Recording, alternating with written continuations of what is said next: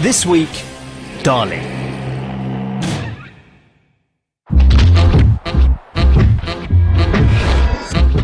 Salvador Dalí is the showman of 20th century art. He was born with a very mischievous sense of humour.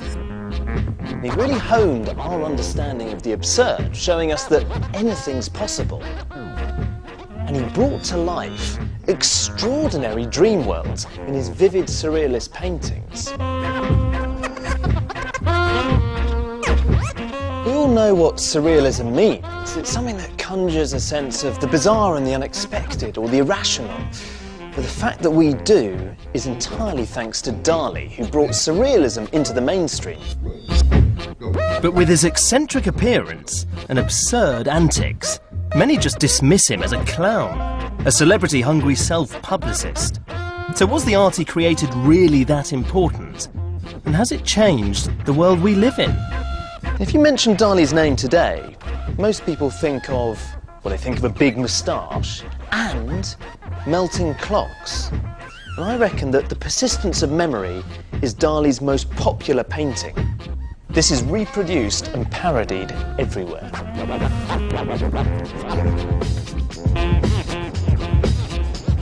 The actual painting is in New York, at the Museum of Modern Art.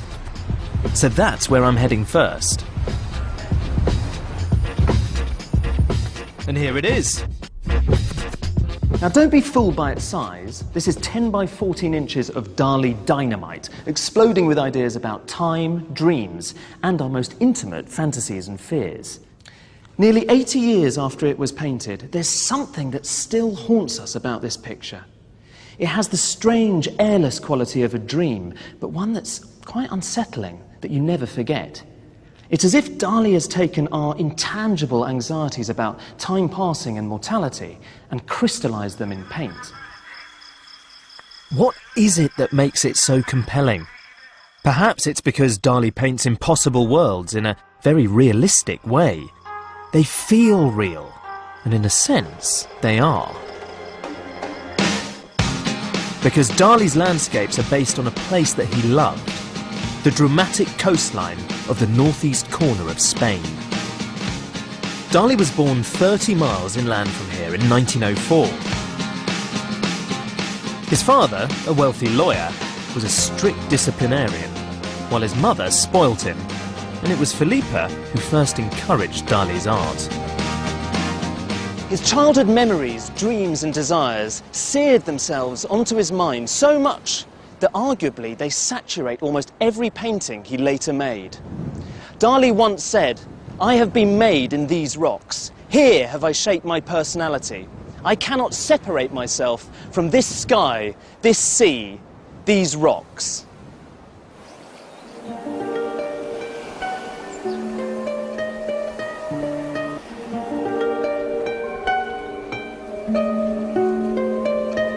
Nestling in this rocky coastline is the town of Cadaqués. The Dalí family used to spend their holidays here, and it's where I'm meeting Dalí's biographer, Ian Gibson. And he fell utterly, totally and madly in love with the place, and I can understand why, because it's quite magical. Tell me about Dalí's family. Well, he had a terrific family. I mean, this photograph, which was taken more or less here, and this is Dalí sitting there, probably be 5 or 6 years old. I love the fact that he's positioned himself right in the middle of this early stage. So you always have to be at the centre of things. How important is it to understand this place in terms of his later art? It's absolutely vital. I mean, all the early drawings, the early paintings, the church figures, and I don't know how many of. And I would say everything here, the people, the houses, the architecture, the boats, and without Cadaqués, there is no Dalí. It's as straightforward as that. I think really he identifies totally with this landscape. Dalí's childhood paintings of Cadaqués show his incredible natural talent. He made this one when he was just 15. You know, he could draw from the day he was born. He just had it in the blood. I suppose that's why he thought very early on he was a genius. And did everyone else? He could do it. And everybody said, he can do it. When he paints a duck, it's a duck. When it's a swan, his mother said, as he scratched off the paint on a table in Figueras. He just was born with this gift. It's hard to believe from his gentle, sun-drenched teenage paintings that Dalí actually had a troubled, anxious childhood. This is the church. It was only in later years that these anxieties would be reflected in his work. This screen is stunning. It's stunning. It must have influenced Dalí as a boy, don't you think? Absolutely. I mean, you couldn't but be mesmerised by this altarpiece. Lots of Dalí's later paintings, his surreal masterpieces, they're really very disturbing, quite unsettling. There's a darker side to Dalí which starts to emerge here as well, right? Absolutely, there is a darker side. And those empty beaches with hardly anybody there, or distant figures, always alone. I think he was terribly lonely. And anxious and very, very timid. And then there's the anxiety about his mother. He is very close to his mother, but his mother is not very well, and eventually she dies when he's still very young. And that's a terrible loss. Then he's left alone. He has to face his father, and his father is a very violent figure. And Dalí is frightened of his father. He admires him, he'd like to be like him, but he's frightened of him. When he was 18, Dalí moved to Madrid to study fine art. Here, he began to overcome his extreme shyness by developing a new, eccentric persona. He began to wear dandyish outfits and grew what would eventually become his famous moustache. His student art displayed outstanding technical ability, and Dalí certainly knew it. His shyness was transformed into unbridled self-belief. He was actually expelled for making the outrageous statement that none of his teachers was good enough to examine his work. Going to Madrid was the first step in the young Salvador becoming Dalí. Dalí was in his early 20s when he first heard about a group of experimental artists in Paris who were creating strange, fantastical work. So strange, in fact, that a new word had to be invented to describe their art: surreal. Discovering surrealism would change Dalí's life.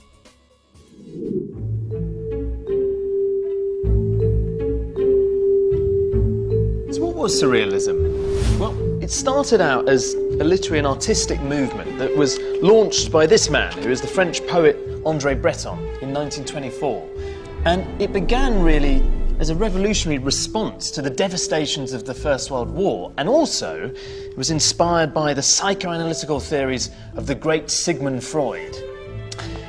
Freud believed that all of us have got this inner unconscious world in which our emotional and sexual feelings are repressed, and that the only way to express ourselves is to release these emotions, but without censoring what comes out. And the surrealists were fascinated by the bizarre, quickly decided that they needed to explore this new forbidden landscape of the unconscious mind.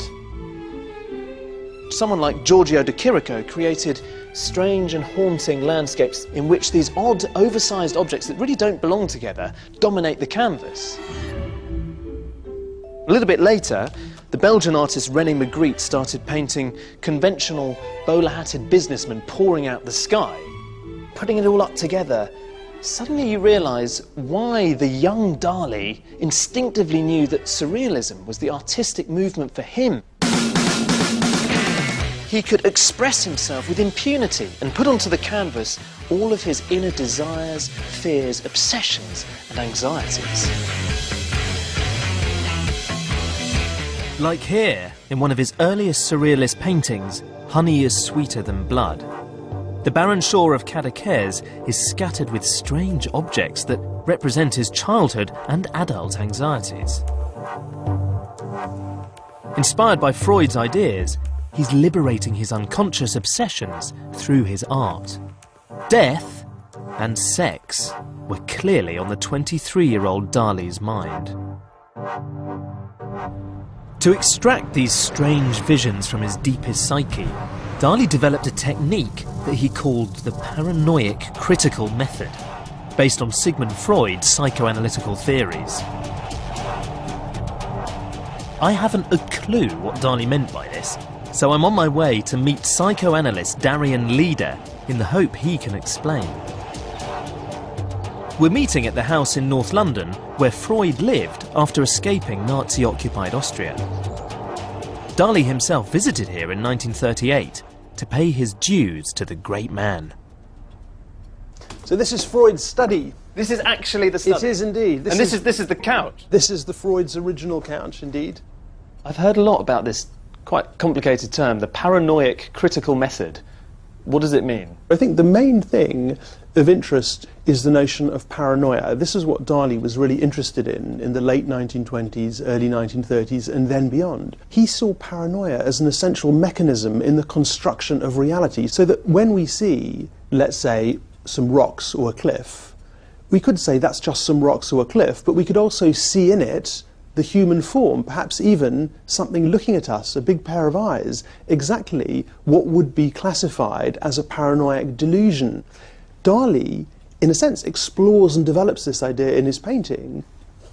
So, for example, here, seen from one angle, we have a scene perhaps in a desert or on a beach, a number of figures in front of a dwelling with some trees behind it. Then turn it and we see fairly clearly a human face. Now, what's the correct way to interpret the image? Dalí's saying that both of those ways of reading the visual data give us different answers, exactly the kind of emphasis on double images that Dalí was so fascinated in. Dalí's arguing we interpret the visual data that we're receiving, and we can interpret it in different ways, and that there's a fundamental question about how we interpret the world around us. So Dalí's idea is a bit like that game we play as kids, where you gaze at clouds and let your imagination run wild, perceiving animals, objects and faces in the random shapes. But instead of clouds, Dalí would head out to the rocks near Cadaqués, armed with his sketchbook, to let an alternative reality suggest itself to him. Local fisherman Moses, who met Dalí when he was a boy, is familiar with the artist's old haunts. These rocks appear in so many of his paintings, and it is amazing just being a few metres away from them, because suddenly it feels like we're floating in the middle of one of his landscapes. Exactly. Do you find when you're fishing, you pass these rocks and you see all sorts of things? Oh yeah, and it depends on the light, on the weather, and yeah, you get really inspired by these rocks. Look at the camel. I can, what, there with the, yeah, right. It looks like he's just squatted down in the middle of the desert. Exactly. And then further down, now this rhinoceros up there. Ah, I love the rhinoceros. Dalí was obsessed with rhinos. Yeah, that's why. I thought the guy was a little bit nuts and that you'd just see things in the rocks which maybe other people couldn't see. Yeah, but you can. Genuinely, yeah, that looks like a rhino leaping up the rocks. Exactly. And the camel that's squatted down. Mm-hmm. I'm trying to match this up to the landscape, but I'm having... There's one very famous Dalí picture that I'm told is based on a specific outcrop. The picture is the extraordinarily named The Great Masturbator, and it was inspired by a rock that, to Dalí at least, suggested a great face lying nose down. Okay. Uah! They're all fantastical shapes. Yeah. I feel a bit like I'm approaching Skull Island or something. Is this it? This yeah, is the one? This is it. This is the one. Let's just get a better angle. Hang on. Ah, I'm starting to recognise it. There's his nose. Massive nose. Face down. Exactly. This is it. Just looks like a piece of bone which has been dropped here. Wow. But it looks much better from the other side. This is genuinely, this is the Yeah, rock. it You can is, see yeah. it's exactly the same shape. Yeah. And it's interesting, there's a bit of rock that goes up there which corresponds to this part of the painting, which is above.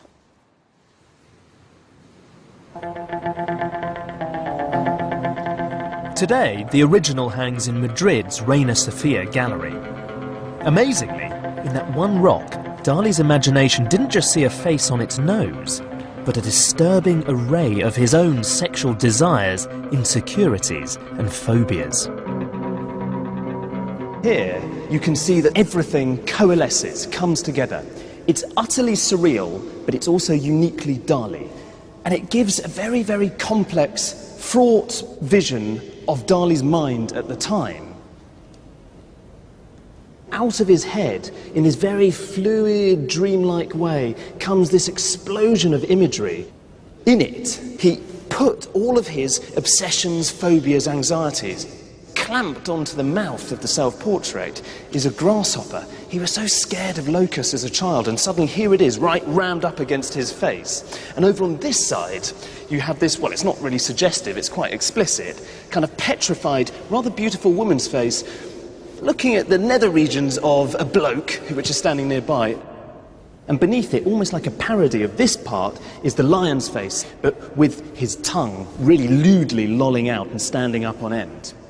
but around it are these fangs, which are saying, maybe all is not that well in the bedroom.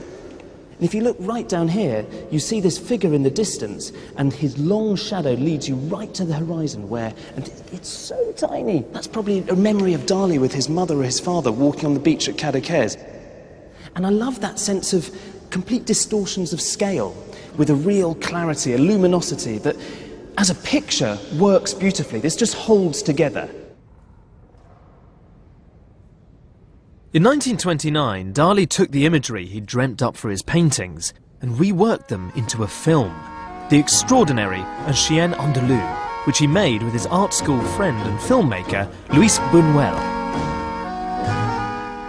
An astonishingly weird nightmare of irrational and gruesome images, combined with absurd humour, it was a landmark moment in both the history of surrealism and cinema.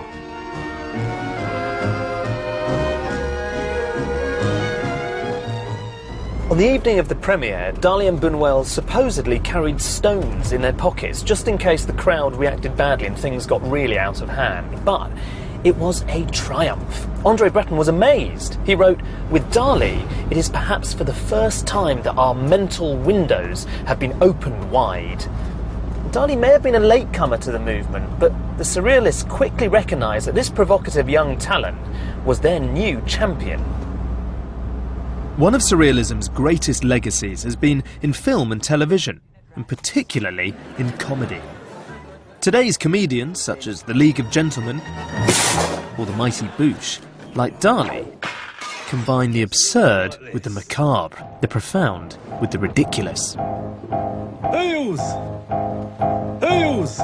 So how much does the comedian Noel Fielding, who stars in the Mighty Boosh, owe to Dalí?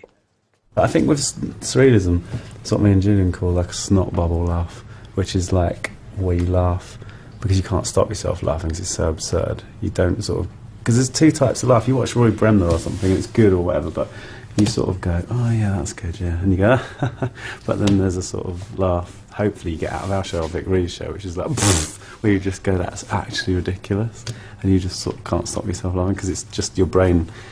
The absurdity of it has made your brain slightly implode. I don't want to do comedy that people could do themselves, you know.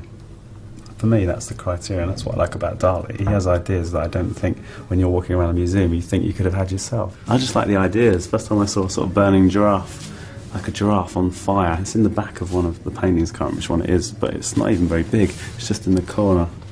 I just thought, that's amazing. I have to sort of know more about this person. If you had to pinpoint what you find particularly funny about Dalí, what would it be? He's like a sort of... He's sort of like a make-believe character, isn't he? He turned everything upside down. He's committed, I think, to being a surrealist and to getting a reaction. And I think that makes him authentic, and I think that only good comedy is authentic. In the summer of 1929, basking in his success within the surrealist camp, Dalí returned to Cadaqués, where a major change was about to occur in his private life too. Before long, he'd meet his future wife, soulmate and lifelong muse, Gala. Soon, they'd buy a tiny fisherman's shack just over the bay here in the remote village of Port Legat, and this would be their home for the following 50 years. Over the decades, it expanded into a labyrinth of whitewashed rooms dedicated to dreams and pleasure.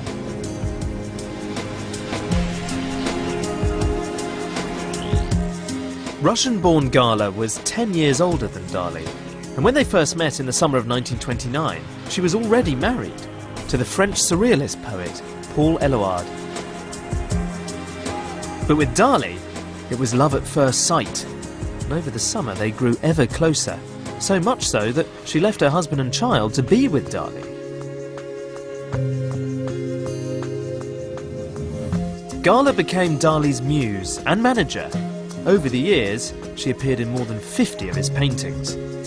She has been described as part tiger, part martyr, part mother, part mistress, and part banker.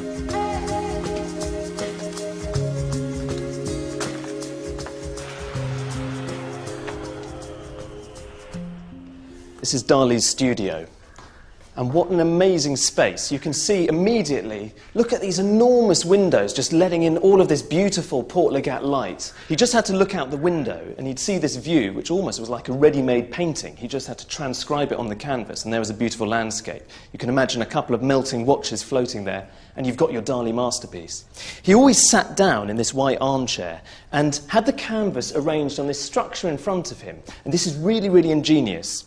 It actually allows Dalí to move the canvas up and down through the floor so he could paint on this vast scale. And you can see all of his paints and brushes, the details so precise and were so important to him that he had to use these tools, these very, very fine sable hair brushes to kind of get the effects that he needed. The combination of Gala's support and this wonderful location was a catalyst for Dalí. Here in the 1930s, he produced many of his most famous paintings. They have the classic Dalí elements: the desolate landscapes, stark light, sharp shadows, mutated, displaced objects, and optical illusions. Here, a half-kneeling figure becomes a hand holding an egg. This is the grand entrance to Dalí's house at Port Legat. In fact, this small space was the original fisherman's shack that he bought. So, first of all, this is the only bit that he lived in. Gradually, the whole place evolved and expanded outward like cellular growth. And in later years, when people came to meet them, well, you can see, they'd been met by this ferocious polar bear. Dalí's surprisingly tasteful home is full of these unusual and unexpected objects. With the exotic stuffed animals, the giant eggs, weird sculptures, and sexually suggestive shapes, it's like walking into one of his paintings. But then Dalí took surrealism far beyond just painting. It permeated every aspect of his life. In the 1930s, he was a pioneer of the surreal object.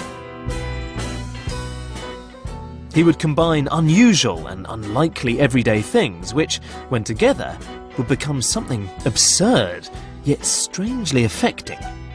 Most famously of all, he created the lobster telephone. One man who bought into Dalí's surreal objects was the British patron Edward James. I've come to his Sussex mansion to meet art curator Ghislaine Wood and see some of the work that he commissioned. Hi, Ghislaine. Hi, Alistair. Hi. What a grand place. It is. It's amazing, isn't it? This is the vast country house of Edward James, who was a millionaire patron of Salvador Dalí and lots of other surrealist artists, actually. And he was probably the most important patron of contemporary art in Britain in the 1920s and 30s. And this was his parents' house, this vast country pile, but he didn't feel very comfortable here, so he actually moved into the hunting lodge in the grounds of West Dean, Monckton House, and transformed it into this extraordinary surrealist environment. It's bright purple. It is. He covered the exterior in this incredible stucco and then painted it bright purple. It became a showcase house for Edward's collection of surrealist works. What he did was actually take Dalí's ideas and then have them made by his decorating firm. What sort of things? Well, the lip sofa, which is just over here, one of the most iconic objects created. This is possibly the sexiest sofa I've ever seen. It is. It's the Mae West lip sofa. I mean, it's a very playful piece. But if you want to take it further, it has all these other, more disturbing, perhaps, meanings. Here we have the idea of fetishization just completely embodied, all sorts of very erotic and disturbing ideas, but in a piece of sort of luxury interior design. Well, hang on a sec, because I'm looking at this and it looks like a very sumptuous pair of plump, juicy pink lips. You're saying this is dark and disturbing? Well, it is, because if you think about it, you sit in the mouth.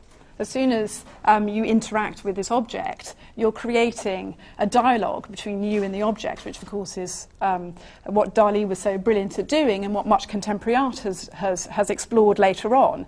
But of course the idea is that you are being swallowed into this female mouth. But upstairs we can see another version, a one in red felt. Well, Edward James loved it so much that he got it repeated again and again. And in fact, Edward had 5 made. Wow. Incredible, yes. Imagine having this at the foot of your bed. Can I just say that this is probably the most famous, one of the most famous things of the 20th century, and this is just in Edward James's bedroom. It actually was made as a working telephone. It's your ultimate surrealist composite object. What it does is it takes two completely disparate, pre-existing things, a lobster and a telephone, puts them together and creates a fantastic new reality. But why do you think that this one has become so incredibly famous? It's a very simple idea, brilliantly done. Of course, there's this fantastic slippage between the shape of the receiver and the lobster, but also the idea of talking to a lobster is, of course, you know, a very witty and humorous thing. And I love this chair. This is obviously just a pun on armchair. It is, and again, derived from an idea by Salvador Dalí. These arms are really grasping for someone's bottom to come and sit on it. Well, indeed, or tickling your back, depending on, you know, how you sit in it. Back. But I probably just revealed too much about myself there. well, indeed. I mean, that's the thing about Dalí. It's all very subjective and personal. It's not just Edward James's home that's been shaped by Dalí. Surrealism's playful and unexpected transformation of everyday objects has had a huge influence on interior design. One thing that Dalí's surrealist objects teach us is that anything is possible. Why shouldn't a lobster or even a hamburger be a telephone? Or why can't you sit on an enormous orange dog in the privacy of your own home? One thing that Dalí's introduced into the world of interior design is this sense of playfulness and wit and fun. I mean, look at this. This is a contemporary piece. It's a chair by the designer David Pomper. It's got these little silver legs. I just know that Dalí would have loved this. This is really a latter-day surrealist object.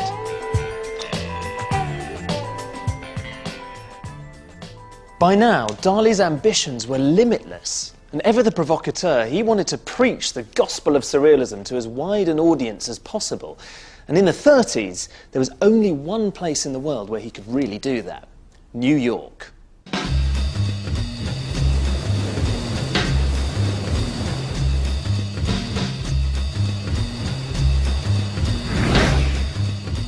We all know that today's artists manipulate the way they're presented in the media. Everyone from Madonna and Tracy Emin to Lady Gaga play up to the cameras and understand the power of publicity. But in many ways, it was Dalí who blazed a trail for them. When he arrived here in New York, the circus had come to town. New York became a showcase for Dalí's work. He exhibited at the Museum of Modern Art, designed shop windows on Fifth Avenue, and even made a surreal installation at the World's Fair. He called his creation the Dream of Venus, a pleasure dome filled with naked women and unfettered desire. The Persistence of Memory was unveiled in New York in 1932. It was originally bought for just $250, but the reaction to it and to Dalí was immense.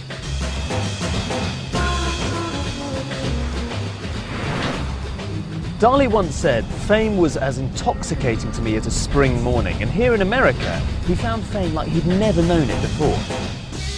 He loved it here. Ever the consummate showman, he quickly realised that America might just be his oyster, and soon enough, he was swept up in a frenzy of self-promotion. In '36, he appeared on the cover of Time magazine, which was a huge deal for an eccentric young Spanish artist who was barely into his 30s. The reporter at the time said that Dalí had a faculty for publicity that should turn any circus press agent green with envy. And it was true. Dalí was a master at staging spectacular stunts that generated huge amounts of hype. He appeared in Life magazine 6 times, and he even created his own newspaper, which was called, of course, the Dalí News.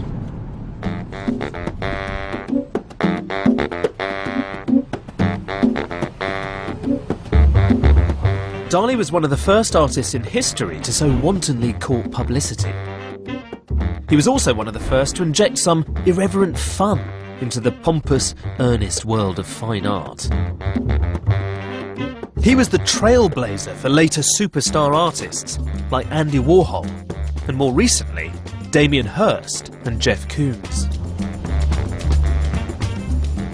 This studio belongs to Jeff Koons, one of the most successful artists working anywhere in the world today. His art sells for millions of dollars, and it's witty, playful and irreverent, and definitely draws upon Dali's sense of the surreal. He's absolutely one of my favourite artists, so I'm really excited to be meeting him.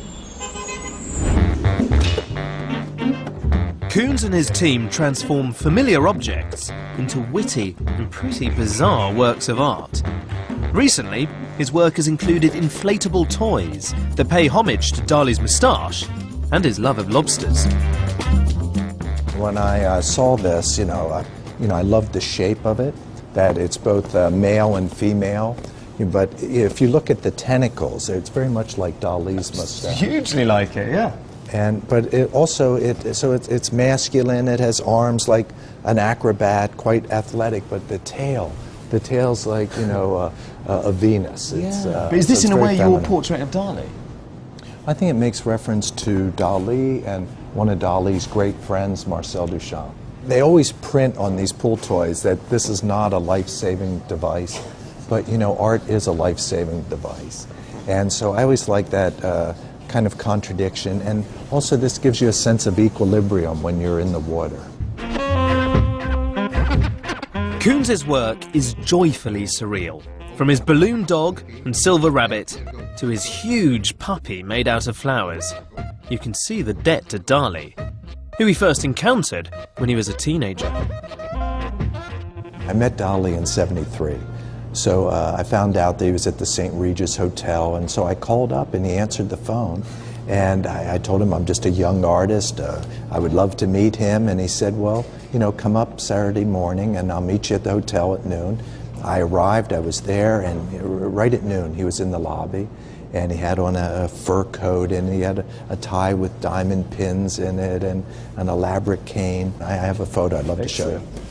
But this is a photograph of from that moment, and I just remember that I was very I was excited, and I remember him saying, you have to hurry up. He fixed his mustache, he put it up, and he said, you have to hurry up, Jeff, because I can't hold this pose all day. And I don't know if he said Jeff, but probably young boy or something. You'd like to think he did. And that evening I really thought, I can do this too. I mean, art can be a complete way of life for me. I can spend all my time doing it, and I really had a sense of possibility. I think Dalí very much was about kind of the expansion of horizon and a possibility, a great symbol of the avant-garde. So Dali's work expanded the boundaries of what's possible, challenging and unsettling us by throwing together the unexpected. And that's just what we see walking down today's catwalks, like the late Alexander McQueen's designs, which drew on unlikely, way-out references. Even high street fashion has embraced surrealism, and this is largely thanks to Dalí, who back in the 30s was turning clothes into an extension of his art. Taking inspiration from his paintings, like this one, he and fashion designer Elsa Schiaparelli created a range of surrealist-tinged clothing. The tear dress created the illusion of ripped skin, showing the flesh beneath. And the shoe hat turned convention on its head. They even designed a dress featuring Dalí's favourite crustacean, which he thought was somehow sexually suggestive. An illusion perhaps not lost on Wallis Simpson just before she married Edward VIII.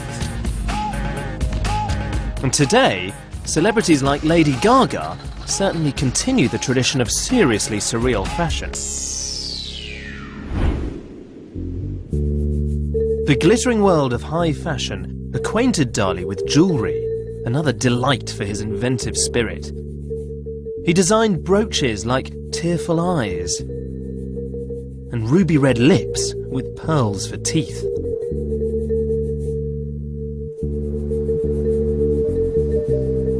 But it wasn't just wearable jewellery. Typically, Dalí pushed things even further later in his career, blurring the line between jewellery and sculpture, creating jaw-droppingly intricate objects that on closer inspection deliver a surreal twist.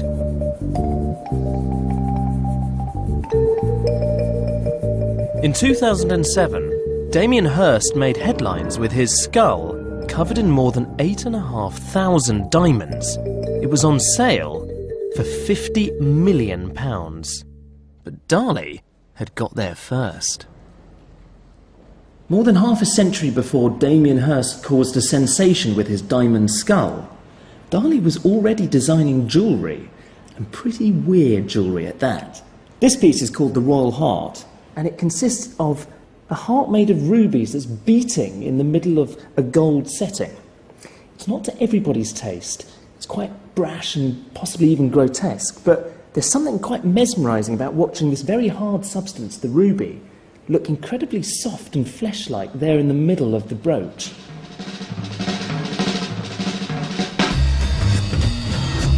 By the 1940s, Dalí had produced numerous surrealist masterpieces, made a groundbreaking film, and introduced surrealism to fashion and jewellery.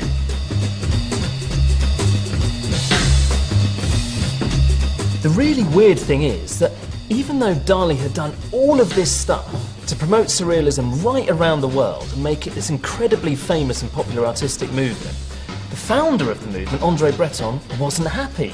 And he actually expelled Dalí from the Surrealists altogether, ridiculing his love of fame and money with a catchy anagram that transformed Salvador Dalí into a vida dollars, which basically means greedy for bucks.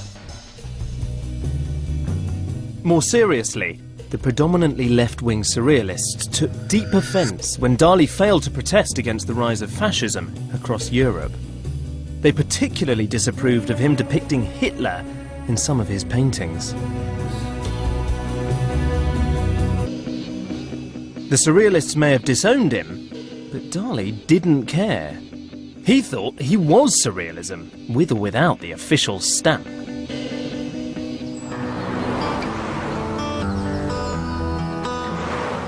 He simply aimed his sights higher and headed to Hollywood, known as the Dream Factory after all. Everybody comes to Hollywood. They wanna make it in the neighborhood. As soon as he arrived, he was in the limelight, throwing lavish, bizarre and star-studded parties.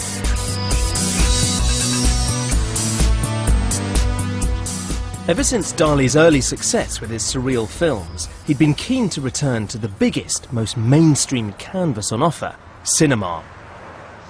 In 1944, Alfred Hitchcock commissioned Dalí to design the dream sequences for his new psychological thriller Spellbound. The film starred Ingrid Bergman as a frosty psychoanalyst who falls in love with her amnesiac patient, played by Gregory Peck, who might or might not be a killer. It was one of the first films to treat the subject of psychoanalysis seriously, paving the way for Hitchcock's later masterpieces like Psycho and Vertigo. The studio loved the idea of Dalí's involvement because it guaranteed free publicity. They estimated that the commercial value of his name was $50,000, an enormous amount for the 40s. And for his part, Dalí believed that he was about to ignite Hollywood with his surrealist art. It seemed to be a gambling house, but there weren't any... Dalí designed the backdrops for a dream sequence in which he revisited the eye-slitting moment that he'd devised in Chien Andalou. Cutting all the drapes in half. Hitchcock understood exactly why Dalí was going to work so well on film. I requested Dalí. Selznick, the producer, had the impression that I wanted Dalí for the publicity value. Yeah. That wasn't it at all. What I was after was, again, the thing we talked about earlier, the vividness of dreams. As you know, all Dalí's work is very solid and very sharp, with very long perspectives and black shadows. This was, again, the avoidance of the cliché. All dreams in movies are blurred. It isn't true. Dalí was the best man for me to do the dreams because that's what dreams should be.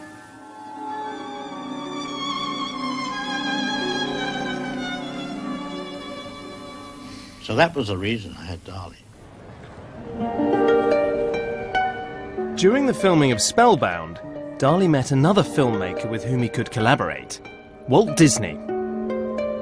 At the beginning of 1946, Dalí arrived here at the Walt Disney Studios to work on a 6-minute animated film called Destino.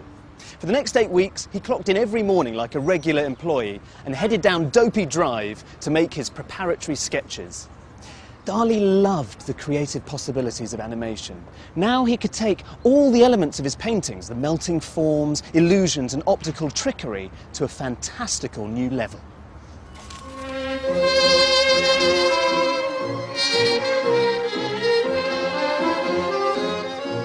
Dalí's animation was in fact never made in his lifetime.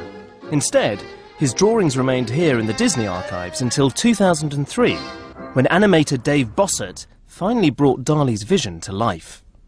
Dalí had always admired Walt Disney's animation. He thought that that was a natural extension of surrealism. I've got a couple examples of some of the visual development work that he did, and this is actually one of my favorite pieces. I really like this piece a lot. There's a baby carriage for this woman's head, and she's wearing the snail slippers, which are kind of interesting. What does it mean? You know, it beats me. I don't know what it means, but I like looking at it. This one, it's showing our hero. She's actually sort of dancing up this incline, and there's this vat of eyeballs here. When she gets up to the top, she's going to go off and fall into a big basket of eyeballs. Don't ask me to tell you what that means.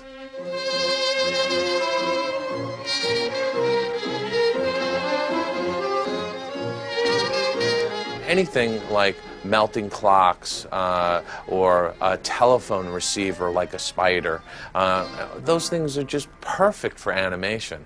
Absolutely perfect. They're whimsical, they're fantasy, they're fun. Those are the types of things you want to see in animation.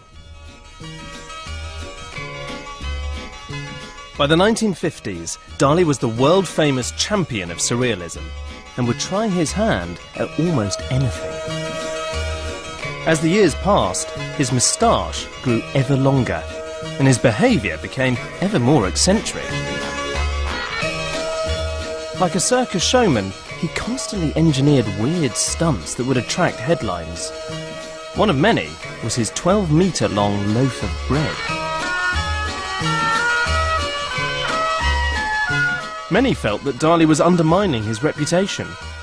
They were dismayed that the man who'd created such groundbreaking and influential work was descending into buffoonery. But Dalí's antics popularised surrealism, taking it far beyond the elite world of fine art.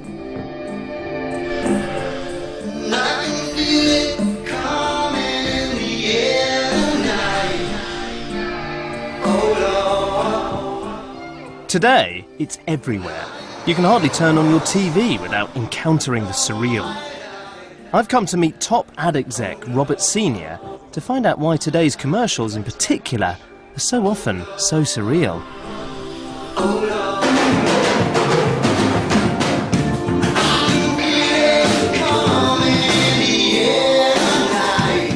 I mean, I just should start by saying I really love that ad. And part of the reason I think I love it is because you've got this gorilla who looks so soulful and sort of kind of sad and a bit melancholy, and then he just lets rip and he starts drumming, and it's all really good fun. What it's got to do with chocolate, I do not know at all, but my understanding is that it works. The start point was, we want to bring to life, and dramatise, if you like, unbridled joy. Why a gorilla? Why not? Well, but isn't that precisely the point of surrealism? Things are so much more beguiling the less you understand them. Yeah. But something else like, I don't know, a lizard doing the can-can, that wouldn't work. It could have been. You see, that's the wrong lens. That's the lens to try and understand why, to try and apply a cognitive analysis to it, is to miss the point. Its start point is not, I want you to think differently about this. The start point is, I want you to feel an emotion about that. The art of a great salesman is they don't have to sell. And surrealism takes you away from the real, quite literally, into another place. And it makes you feel something that you can't quite rationalise. If you take Dalí himself, I think he really understood branding in its truest sense. He understood the importance of being, of the element of surprise. And that's just great. And yet he was very consistent in that. included in how he presented himself. And that's the mark of a great brand. He understood branding so much that he actually started appearing in ads. And I brought along a disc with a couple of his best ads on it, and I'd like to... I don't think you've ever seen them. I don't know. I haven't seen them, no. But it'd be good to get your professional opinion, if that's all right. Yeah. Happy wobbles, but devoted wobbles. Then the Alka-Seltzer shoots into the stomach. Here, it neutralizes that bad excess acid. Meantime, the specially buffer aspirin is speeding into your bloodstream to all places of pain. So those beautiful places will feel beautiful again. Alka-Seltzer is a work of art, truly one of a kind, like Dalí.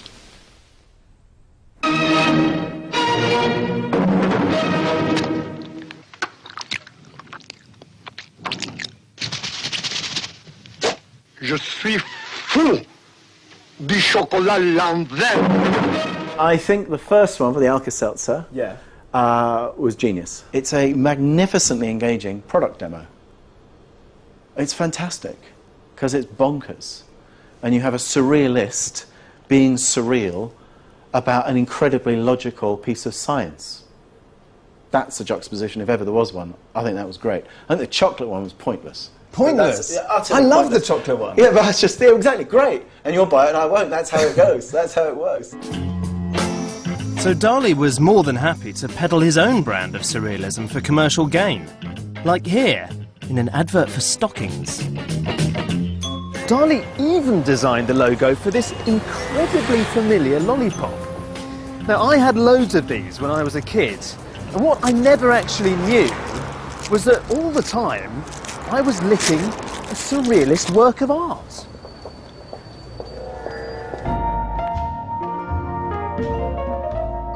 Despite the stunts and commercial ventures, Dalí's post-war career did deliver some of his most popular paintings. A new fascination with religion informed pictures like The Temptation of St. Anthony.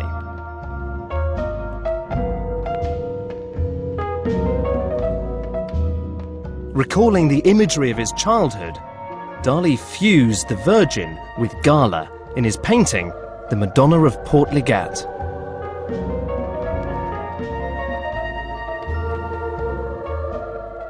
The crucifixion inspired him too. In 1951, he painted Christ of St. John on the cross. Its bold perspective, apparently inspired by a dream, reveals the coast of Cadaqués beneath a hovering cross.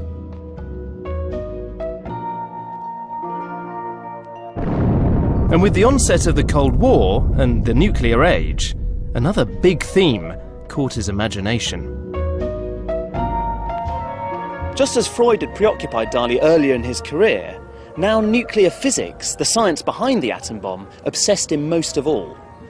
He was about to enter a new phase as an artist and would soon anoint himself the first painter of the atomic age. He christened this phase nuclear mysticism and began reworking, some say recycling, his most famous motifs, reflecting how the fabric of life is made up of moving atoms. Everything jumping and romping in a completely extraordinary eurythmic feeling. And all your life will be to the rhythm of atomic explosion. Exactly, one new kind of atomic and nuclear mysticism. In the 60s and 70s, Dalí split his time between his home in Spain, Paris and New York, performing that famous caricature version of himself and continuing to court publicity and controversy.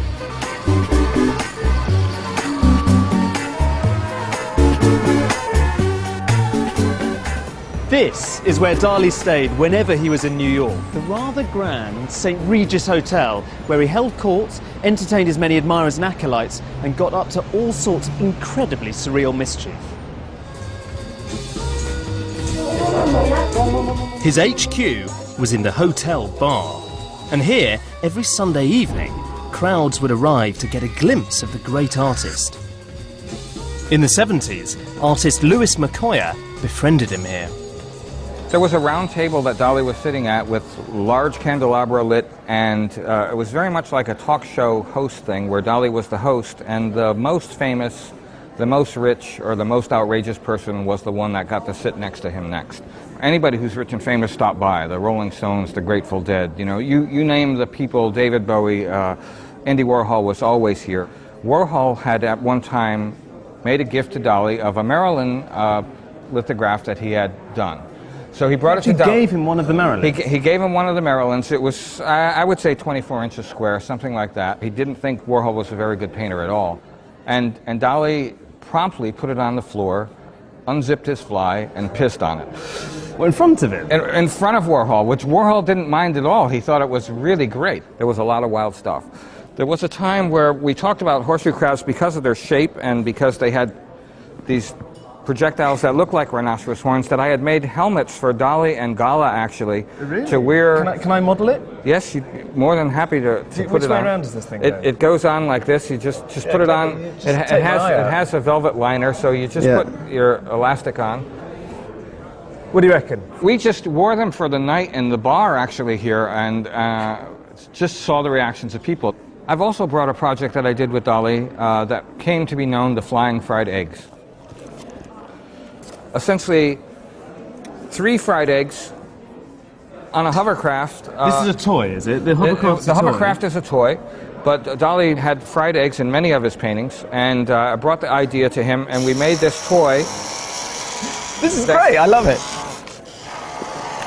So we made the fried eggs, and we walked them into the lobby, and we walked them from here to the plaza, and created a huge commotion. By the time we got to the plaza, there's probably 400 or 500 people following the eggs. He really was the carrier of surrealism and lived it all the time. Dalí's exhibitionist clowning helped destroy the archetype of the solemn, suffering artist. Come on. Art and artists in the future would be a lot more playful, irreverent, and conspicuous. But Dalí wasn't just playing the fool in the final decades of his life. Back home in Spain, he'd been working on his last great project, a monument to that brand of surrealism that had become his life's work.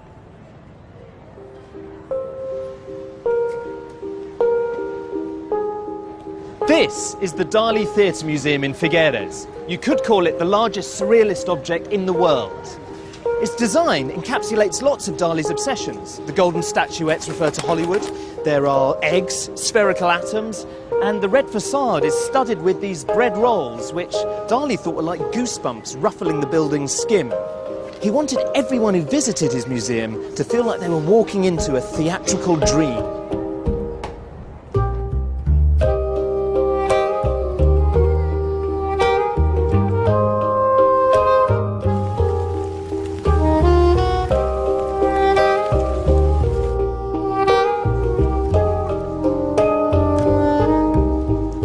This place is unbelievable. This is the central courtyard of Dalí's Theatre Museum.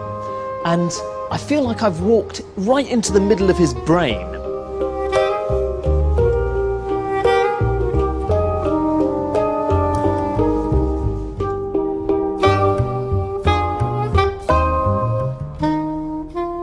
Dalí once said that he wanted to produce a dream that could also be used as a living room. And this is what he came up with. He hung some pictures on the wall, he created a strange pink fireplace stocked with logs, and in the middle of the room he placed one of his most famous ever inventions, a ravishing pair of red lips that also double up as a sofa. And the view of it is much better from up here.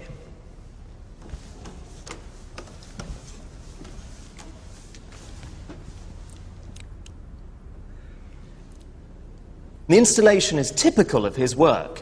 It's playful, it's witty, it's unexpected, it's irreverent, it's certainly surreal, and most of all, it's very, very sexy. The museum opened in 1974, and Dalí, now in his 70s, painted this ceiling to commemorate what he felt was his legacy. As the managing director of the Gala Salvador Dalí Foundation, Juan Manuel Sevillano, explains. The summing up of a lot of the powerful symbols he created throughout his years His legacy will be a source of richness, wealth and well-being for his city. As you can see that there's a rainfall of gold there and all his creations dancing.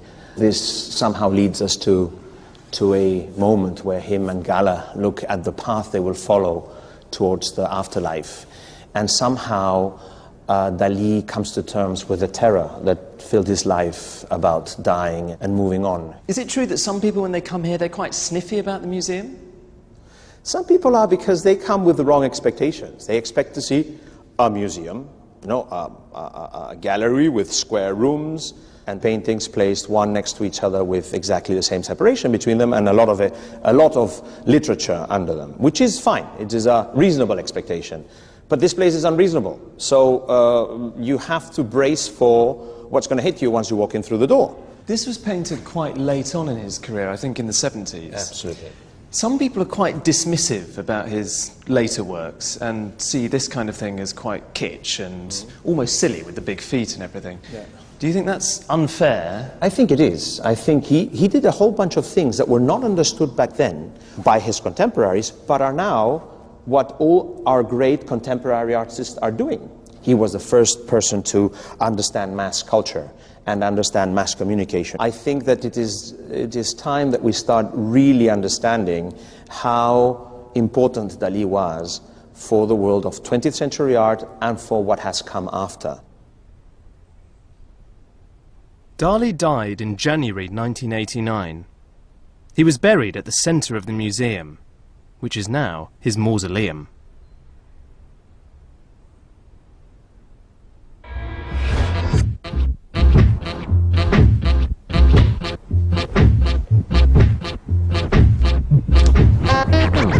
When I started this film, I knew that Dalí was a really brilliant painter. His early surrealist pictures really are true masterpieces of the 20th century that conjure up all the desires and also anxieties that underpin the modern world. But what I've discovered is that there's so much more to this exuberant Spanish genius. Dalí liberated what it meant to be an artist, and he used that wild persona to communicate the ideas of surrealism to a worldwide audience.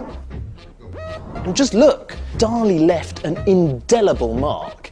Everything from cinema to painting to jewellery and fashion to design and advertising, even comedy.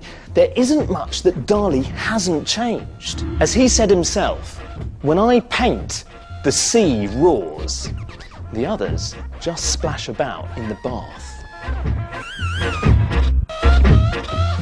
If you'd like to find out more about the art and the influence of Matisse, Picasso, Dalí and Warhol, then go online to bbc.co.uk/Modern Masters.